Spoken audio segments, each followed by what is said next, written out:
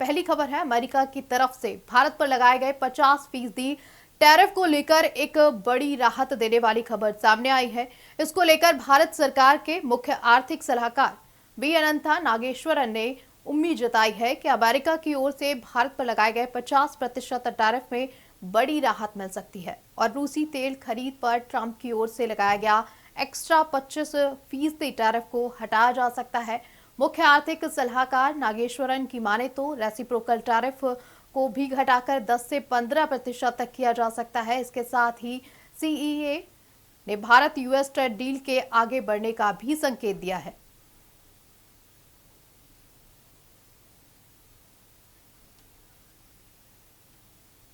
Tariff पर बनने वाली बात है, ऐसे संकेत निकलकर सामने आए हैं। नागेश्वरन का ये बड़ा संकेत। वहीं ज्यादा जानकारी के साथ हमारे साथ जुड़े हैं गोविंद ठाकुर, कंसल्टिंग एडिटर हैं जो। गोविंद जी, आपसे सबसे पहले मेरा सवाल ये है कि टैरिफ पर कहीं ना कहीं अब सहमति बनती हुई नजर आ रही है, संकेत मिल रहे हैं, नागेश्वरन ने एक बड़ा संकेत दिया है। अगर ये टैरिफ कम होता है तो क्या असर पड़ेगा भारत पर?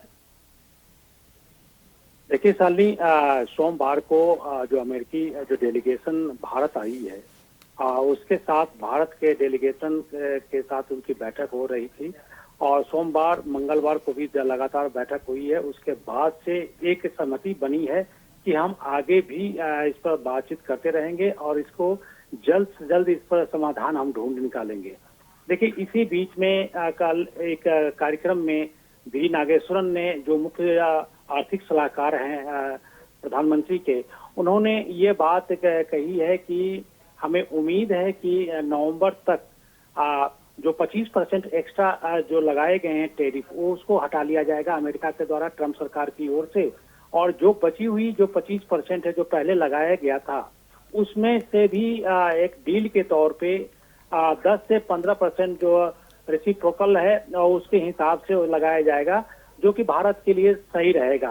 तो उन्होंने एक कार्यक्रम में इस बात को लेकर उम्मीद जताई है और भारत और जो अमेरिका की जो बीच डेलीगेशन हो रही है, उससे पहले ट्रंप की तरफ से जो बात कही गई थी, जो हम भारत के साथ हमारे संबंध है और प्रधानमंत्री मोदी हमारे मित्र हैं, तो एक तरह से संकेत उन्होंने पहले ही दे दिया था कि हमारे जो भारत के साथ संबंध वो अच्छे रहेंगे, तो फिर उस टैरिफ पर ही विचार होगा।